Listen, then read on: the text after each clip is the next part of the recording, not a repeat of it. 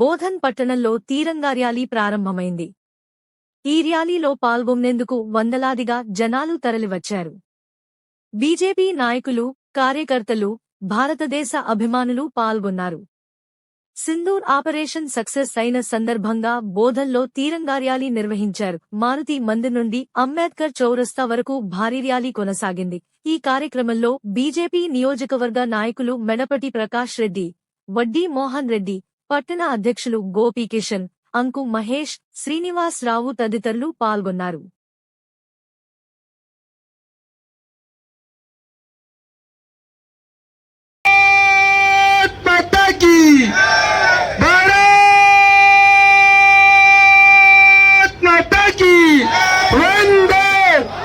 మన చేతులు పైకెత్తి జెండాలు నింపుకుంటాం. వందే వందే వందే వందే